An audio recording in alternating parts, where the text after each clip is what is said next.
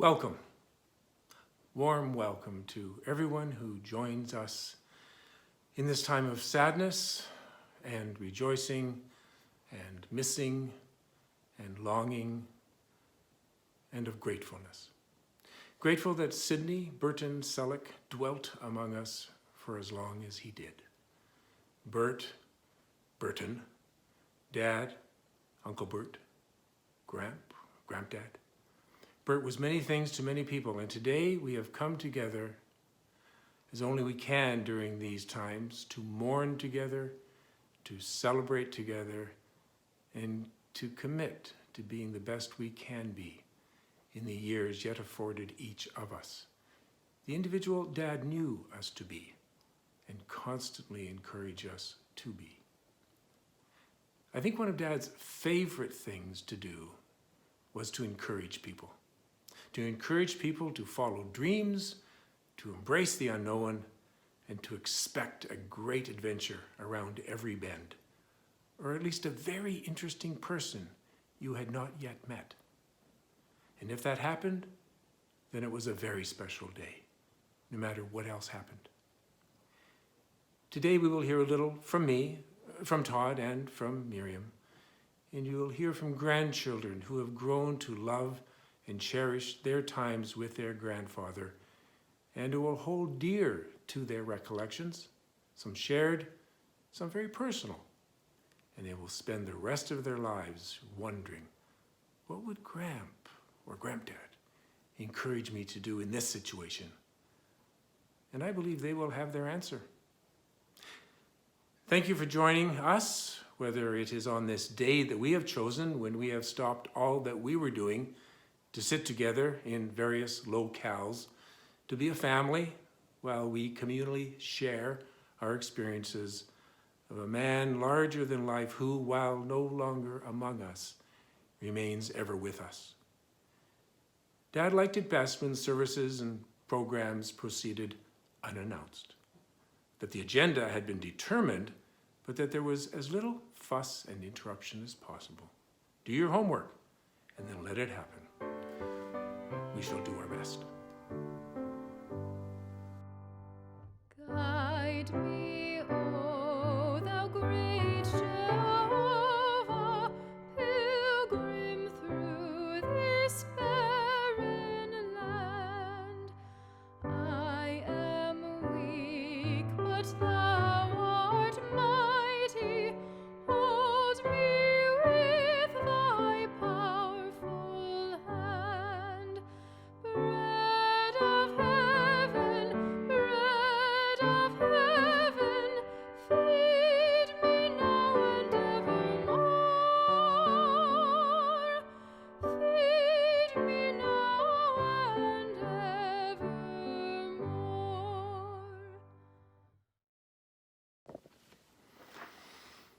We are our stories, and the stories other people tell of us. I have a few, but I'm only going to share one, about Dad and the role he played in my life. I was probably 7 or 8 years of age, and I had recently broken 2 glass windows about the house. One with a baseball, and one when I parked my bicycle poorly, and it fell through the basement window, making quite a mess. On this occasion, a few months later, I was shoveling snow in the driveway along the side of the house when Dad said, "Be careful there, Scott. I think there's a window near there beneath all that snow, and best be careful." I replied that I didn't think I was anywhere near the window. And then I heard the basement window shatter because I had driven the snow shovel right through said window. Dad simply said, "Oh, Scott, that's too bad. What did the last window repair cost you? Imagine it will be about the same this time. I'll get you a box for the broken glass." End of story. He drove me with the window frame to the window repair shop, and nothing more was said. A few days later, the phone rang, and we went to pick up the repaired frame, and for me to pay the $3.75, as I recall. I placed the repaired window in the frame And I think all my dad said was, "Scott, looks good. Good job." That was all. This is but one example of Dad having no need to tell me specifically what to do, how to be, or that I needed to pay any price other than whatever the natural or logical consequence might be. No need to prove that he might or did know better. His regard for me was without condition. Dad did practice what he preached. His love and regard was truly unconditional. And that has been a huge and enduring gift. I will continue to reflect on the things Dad has said over and over, as well as the things he had no need to say, time and time again. And I imagine I will continue to learn from Dad how to be a good, better, decent, and honorable human being as I move through the years yet afforded me. Thanks, Dad. I miss you. I'll miss you forever.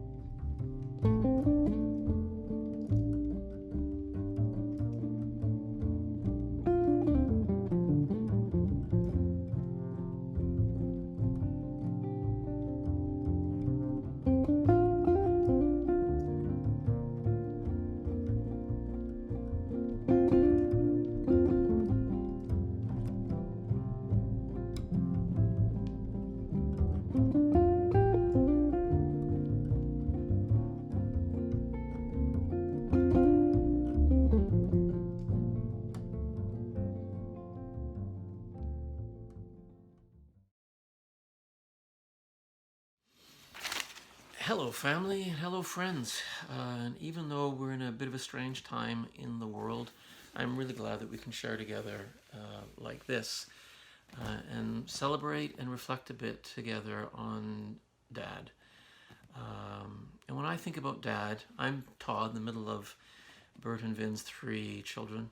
When I think about Dad, what easily comes to mind and readily, what I'm very grateful for, is his example of enthusiasm for life and for adventure, to say yes to things, and especially for people. Dad's main interest in life was always people. He didn't really have hobbies. His hobbies were developing new friendships or discovering new things in old friendships. And his passion was to encourage people and to bring life and joy wherever he could. And we know this about him. He made friends wherever he went. We joked about this a little bit when we were growing up, and even as adults, we noticed that Dad didn't really have hobbies except to other people. And it occurred to me, one of the ways that I engaged with my dad his entire life long, even as a child, if I went to Dad and said, "Dad, are you busy?" he would always interrupt, and he'd say, "I'm never busy." And if we said, "Oh, well, do you have time for it?" he'd interrupt again. He'd say, "I have all the time in the world." So much so that as children, we often thought Dad just played and goofed off all the time. That was the enthusiasm he had for us as children and for people in his life. He always had time for them. And he always wanted to express that right to the very end of his life. Even 2 days before Dad died, the home care nurses were looking after him, and Dad went to some effort, and we gave him time so that he could do this. He wanted to express to them his gratefulness. And so very slowly he said, he took one of them, he put his hand on her forearm, and he said, "Thank you very much. I'm so very, very grateful for your service. Thank you very much." His life was about expressing and receiving love and encouraging us and giving us that enthusiasm as well. I was thinking about this, and I shared this at the short service we had with Dad 2 days after he died. From the 6th chapter of Paul's letter to the Hebrews, we read this: "Land that drinks in the rain, often falling on it. Land that drinks in the rain, often falling on it, and that produces a crop useful to those for whom it is farmed, receives the blessing of God." Throughout his life, but most especially in fullness now, I would say Dad is receiving the blessing of God. And every day, every new friendship, every turn on the road for Dad seemed to be yet another possibility for this new friendship and service and adventure and new loving. And we'll remember that even in the dark places in life, Dad would often say, every misfortune is an adventure misunderstood. I often think of Henry Drummond, who wrote a book in 1896 in which he said, "Life is the finest of the fine arts and must be learned with lifelong thoughtfulness and diligence and intentionality." And I think Dad thought about that and lived his whole life that way. And then I conclude with Francis Schaeffer. Remember that book he wrote in the 1970s, How Then Shall We Live? Dad, for me, is a wonderful example of how we might live. So thank you, Dad. You are very much with us and very much giving us life and encouragement right to this moment. And it's good to celebrate this together with all of you. God bless.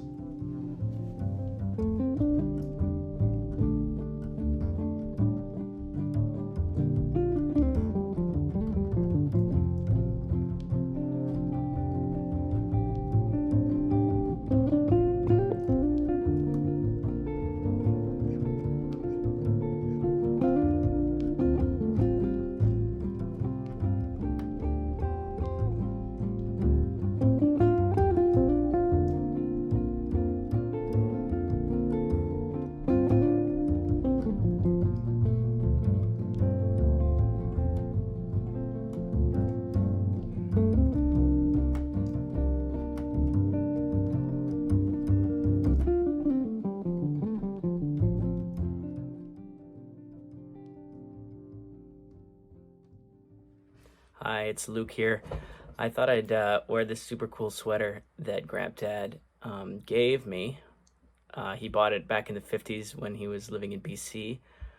So I really treasure this, and obviously we have our house is so full of gifts because Grandma and Grampdad have been so generous always over the years that they've given us. But much more so are the non-physical gifts they've given us through their love and kindness and wisdom over all the years. And so I just think there's going to be things that they've gifted to us in our lives that we don't even realize, that we kind of uncover for the rest of our lives as having come from them. And yeah, I was just thinking about... I was excited that as we would always be when Grandma and Grampdad would come and visit us and we'd come running out to them.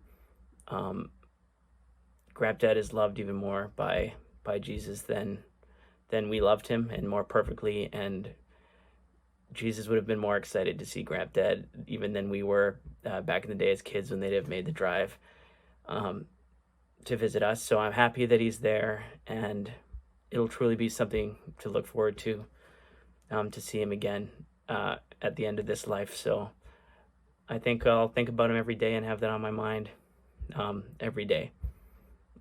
So lots of love to you all. Hope everybody's well. Bye.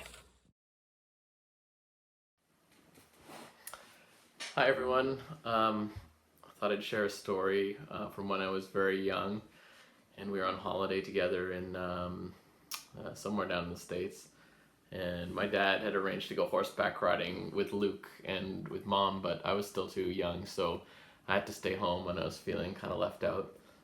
So Grampdad decided we would go mini golfing, just me and him, and he took me out, and we had a great afternoon together. And on the way home we pulled a classic Grampdad of he asked me like 12 blocks out, "Do you think we can coast all the way home from here?" And so he took his foot off the gas and we cruised at 5 miles an hour all the way home through all the stop signs. And he just had a way of making every situation feel fun and feel like you were the most important person in the world there, and that there's no place he'd rather be than to be spending time with you. And I think that was one of the ways he showed love to people in his life, and his love of life itself, and of having fun. I think in that way he was a messenger of God's truth, that we are loved no matter what, and you don't have to be in a special situation to participate in that love.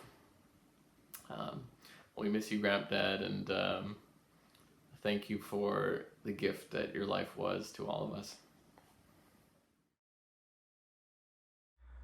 In the weeks following Grampdad's passing, I was talking about it with a couple different friends, people who had never met Grampdad, and as I was talking about it and telling them a bit about him, the thing that kept coming to my mind was I just wish that they could have met him, because everyone who met Grampdad was just totally blessed by who he was. Always an encourager, always so generous, always so joyful. Yeah, I was talking to my friends. I was just kind of feeling like, wow, they're the ones that missed out because they never got to know him, and I was one of the lucky ones that did. So I don't really know what else to say except for I'm so thankful for all of the love that Grampdad showed to me throughout my life, and I'm so grateful for all those memories that I have of him now that I'll cherish. And yeah, I know that those amazing parts of Grampdad's character, his joy and his generosity, and the list goes on and on, his love for Jesus, he passed on to those who he loved and those around him, and those parts of him live on. So I miss Grampdad so much, but I can't wait for us all to be together with him again. So.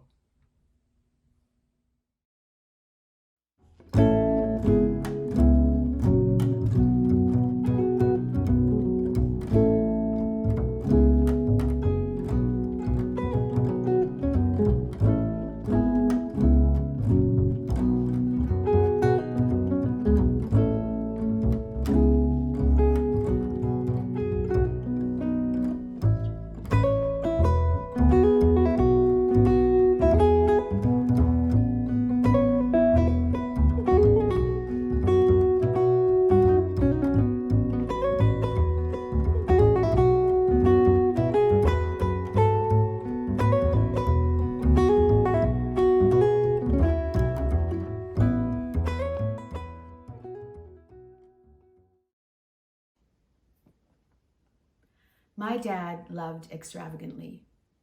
My dad did everything extravagantly. I'm honored to be able to share some of my memories and things I've learned from this incredible man. These are some of the lessons I've learned along the way. Treat everyone with kindness and respect. Dad was a gentleman, always kind and thoughtful toward people. Do things with excellence. Plan ahead and show up prepared. Don't settle. He modeled, encouraged, and supported me to always do and be my best. Be patient. Listen and take time to respond. Don't react. Respond. Be generous. Dad was generous with his time and his money. He always made time for me and often sent unexpected gifts. He was generous with his words of encouragement and affirmation. Ask anyone. Be a lifelong learner. Dad encouraged me to keep reading, asking questions, developing my skills, and taking courses. This allowed me to follow in his footsteps, and I became a high school teacher. Have fun. Dad was playful, even at 93. He had a twinkle in his eye. He was joking and messing around with me in his last days. He was so much fun. Dream.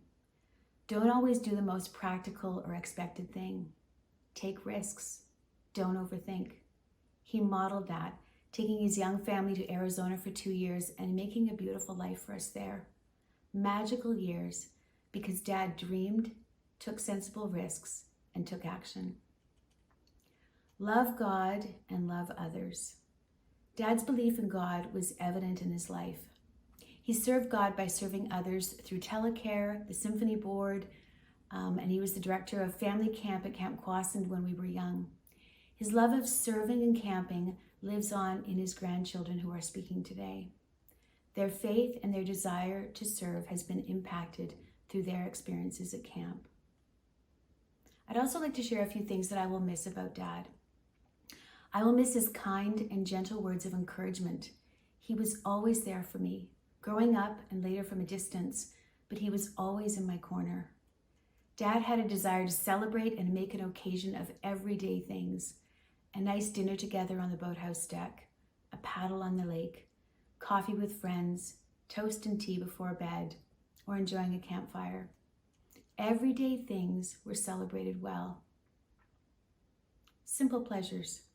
Dad marveled at watching the birds and the squirrels playing in the backyard of his home, and that's what we did a lot in his last days. He had a sense of wonder that I admire so much, joy and wonder. I will miss seeing the way he cared for our mom. He absolutely adored her. He was tender and kind. He was a leader in their relationship, but also a servant. So beautiful. Dad modeled that, and we will continue to love her well as he did. His positive outlook. In his final days, when asked by one of his grandchildren how he would rate his day on a scale from 1 to 10, he emphatically said 100. This was our dad, always finding the positive in every situation. I will miss how Dad made me feel. He made me feel precious, but I know he made others feel that way too. He had an incredible way of making people feel like they were the only person in the room. That is a gift. I am thankful that there is a lot of Dad in each of us. He had a huge impact on all of his grandchildren, and he influenced their lives. He always supported, encouraged, and believed in them. I will miss Dad so much. I don't quite know how to do life without him. I will think of him every day, talk of him often, and treasure our incredible memories. A couple of days before Dad passed away, Mom and I were lying on the bed talking with Dad, reminiscing and sharing stories of our life with him. Dad whispered to me, and he said, "We can carry our memories in our heart." We will do that, Dad. I will love you forever. Open now the crystal fountain, whence the healing stream doth flow. Let the fiery, cloudy pillar lead me all my journey through. Strong deliverer, be thou still my strength and shield. Be thou still my strength and shield. My Grampdad. There are lots of things that I appreciate about Grampdad. He was always smiling, and he came and saw me skate at Nationals in Thunder Bay. I loved playing cards with him. My favorite game was golf. He supported me in everything I do. He loved to travel places. I love his sense of humor. I really enjoyed going to the cottage with him. He made me laugh. I loved watching The Crown and going on walks with him. Grampdad was hard working. He had a big heart for family and friends. He loved to read and watch the news. The things that I will miss most are his storytelling, jokes, and hugs. He is my hero. I will miss spending time with Grampdad and visiting with him. I'm recording this out on the water and just remembering our times at Quetico, our canoe trips, and thinking about how many of my first times out on the water were with Grampdad, and how much his love of nature has informed mine and affected me and affected all of us. I wish there had been more time to enjoy that with him, but I know that it will be something that impacts my entire life.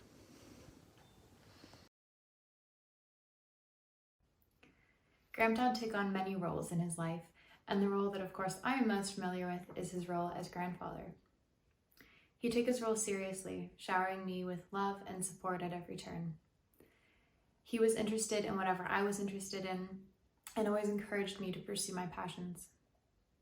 He often made a note of telling me just how I was going to do wonderful things.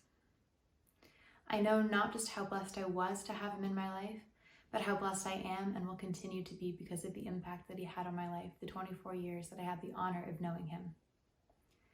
One of the things I learned from him, simply from watching him, was how to embrace people. He would happily have a conversation with literally anyone, often stopping people in public to connect with them on one thing or another. He was observant and took the time to truly notice people and take an interest in their lives. He didn't seem to be intimidated by people, and I think it was because he thought of everyone as his friend. I loved that about him. Another thing that I appreciate about Grampdad is that he valued being present, something that I think he has instilled in his children and his grandchildren. His commitment to enjoying each moment as it came showed in the way that he lived his life. He smiled at every opportunity, he laughed often, and he found immense joy in the little things that many of us overlook. I loved his childlike spirit and zest for life. When we spent time together, he made me feel like there was no place that he would rather be. When I think of Grampdad, I think carpe diem, seize the day, or the present moment is the divine moment. He often said these things followed with a smile and a little chuckle. Around this time last year, during the first lockdown, Grandma Grampdad came to stay in Uxbridge for a couple of months. I remember one morning I was sitting at the kitchen table and I was just about to read a passage from my Bible when Grampdad came in the room. We said good morning and he joined me at the table. I read the passage aloud for us, and when I was done, we simply sat there holding hands, crying tears of joy. No words were needed, and all I can say is that we both felt the presence of the Holy Spirit and gratitude for who God is and what he has done for us. A truly special moment. Grampdad was always so happy to have an opportunity to sit and have a chat. A husband, a father, a friend, a teacher, a forester, a counselor, a leader, and more. He took on so many important roles in his life, and I get the sense that he was the most proud of his relationships. He was a humble, joyful, generous example of what it is to live life to the fullest. I am so grateful to Grampdad for living his life the way he did, because his example is instilled in my heart and in my mind, and I know so many others. And while I miss his presence, the way he lived his life will continue to impact me and the way that I choose to live my own life.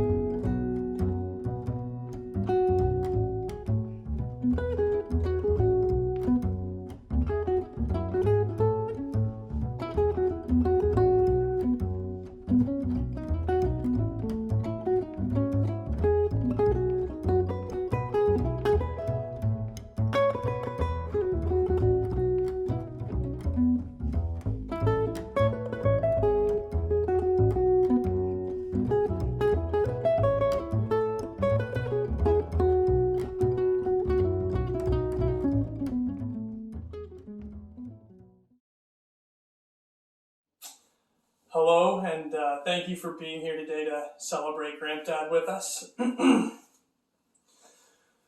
Luke 6:45 says, "A good man brings good things out of the good stored up in his heart, for the mouth speaks of what the heart is full of." Grampdad was a man who had a heart full of love, and he consistently poured good things into all of our lives. Grampdad was someone who loved to talk to strangers. I have lots of memories growing up where I'd be in a line with Grampdad, and he would start to talk to the person in front or behind us or both, and I'd be like, "Grampdad," I'd be so embarrassed, and it's just kind of funny because that's kind of who I am now. And I'm so thankful for it. Grampdad's leaving an incredible legacy, one of love and of joy, and most importantly of faith. And so we're going to miss him very much.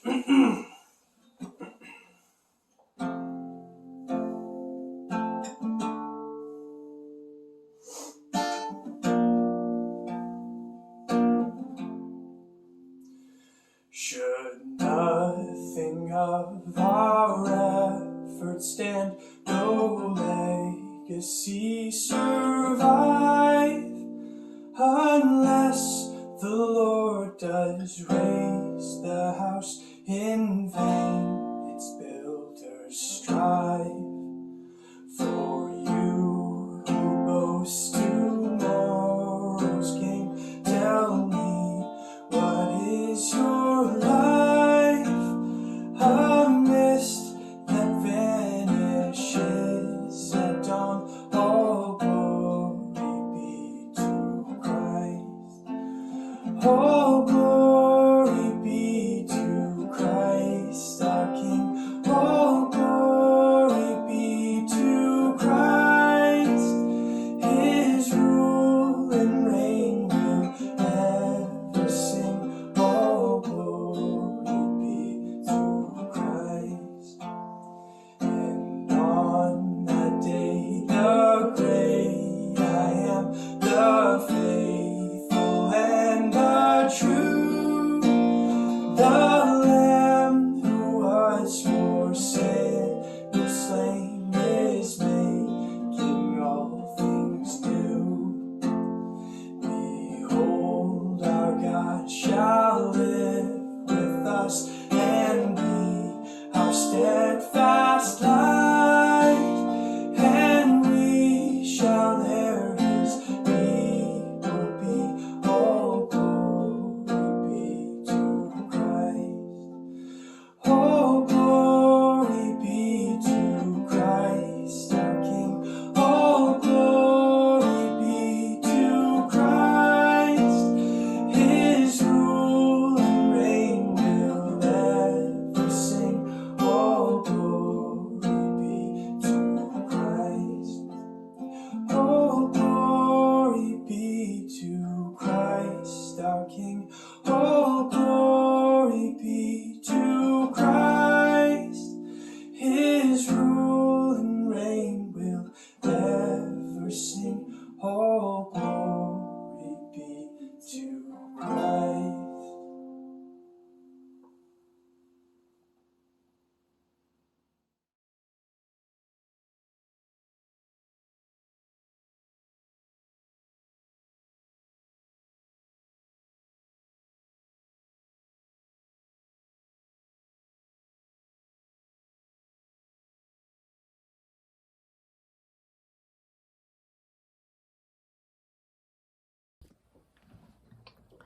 Here's a quick camp song I wrote with Grampdad in mind, if you'll pardon my very beginner guitar skills.